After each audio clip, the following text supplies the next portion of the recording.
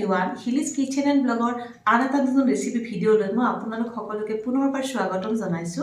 আজি মই আপোনালোকৰ ওচৰলৈ দৈ মাছৰ এটি ৰেচিপি লৈ আহিছো। সকলোৱে নিশ্চয় বনাবলৈ জানে, মইনো কেনেকৈ বনাইছো আজি সেইটো আপোনালোকৰ ওচৰলৈ লৈ আহিছো। আহকচোন ৰেচিপিটো চাও।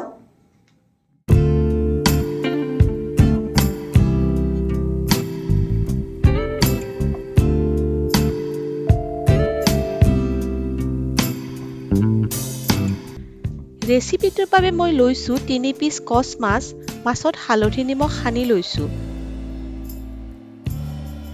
1 কাপ দৈ, 2টা পিয়াজৰ পেষ্ট বনাই লৈছো, 100 গ্ৰাম মিঠাতেল,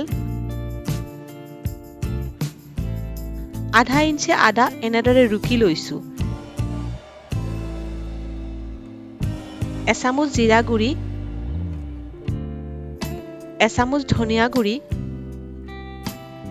3টা জলকীয়া, আধা চামুচ গোটা জিৰা, আন্দাজমতে হালধি আৰু সোৱাদ অনুযায়ী নিমখ।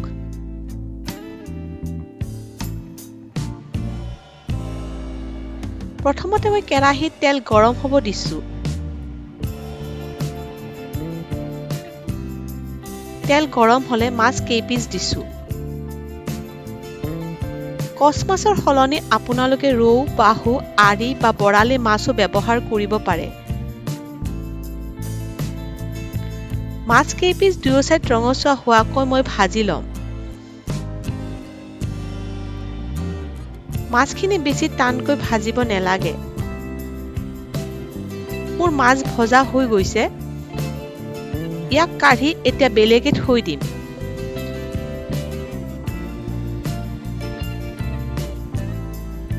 আনফালে দৈখিনিত মই জিৰা গুৰি দিম আৰু দিম ধনিয়া গুৰি, হালধি আৰু এইখিনি চামুচেৰে ভালদৰে মিলাই ল'ম।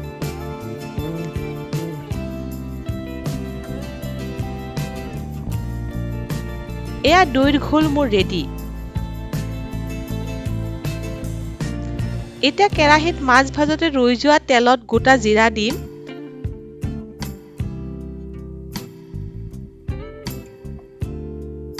আৰু এড কৰিম পিয়াজৰ পেষ্ট।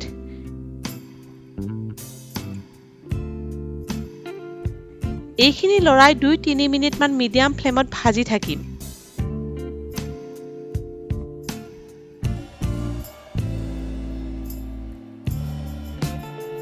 এইবাৰ দিম ৰুকি লোৱা আদাখিনি,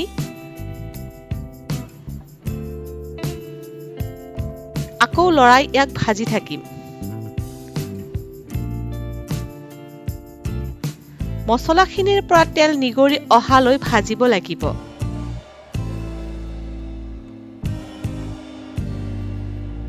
এয়া তেল বিৰিঙি আহিছে। এতিয়া দিম দৈৰ ঘোলখিনি।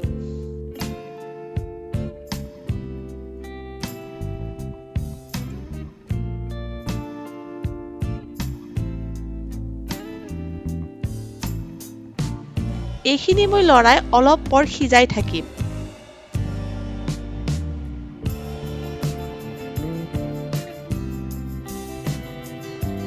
এনেদৰে 2-3 মিনিট মান থাকিব লাগিব। এতিয়া মই ইয়াত দিম নিমখ,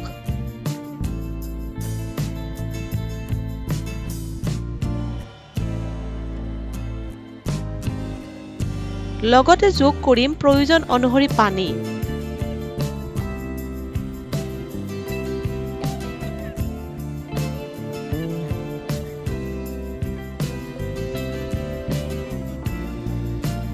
জলকীয়া কেইটাও এড কৰি ল'ম।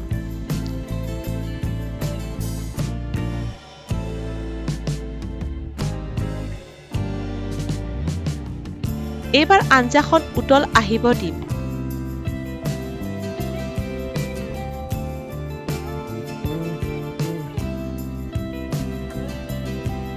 উতলা আঞ্জাত এইবাৰ মই ভাজি থৈ দিয়া মাছ কেইপিচ এড কৰিম।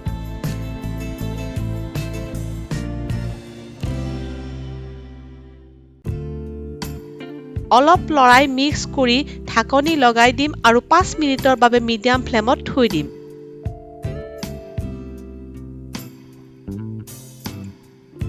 এয়া চাওক আঞ্জাখন সুন্দৰকৈ উতলি আহিছে। মই গ্ৰেভিখন অলপ গাঢ় হোৱালৈ এনেদৰে মাজে মাজে লৰাই উতলিব দিম। ইয়াতে আপোনালোকক এটা কথা কৈ লওঁ, মোৰ চেনেলটো যদি আপোনালোকে এতিয়ালৈকে ছাবস্ক্ৰাইব কৰা নাই প্লিজ ছাবস্ক্ৰাইব কৰি ল'বচোন।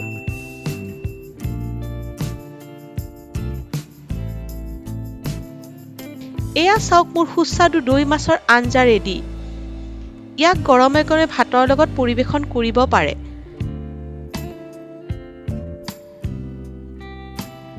বেংগলী সকলৰ ই এক অন্যতম সিগনেচাৰ ৰেচিপি। আপোনালোকে এই ষ্টাইলত ৰেচিপিটো বনাই খাই চাবচোন।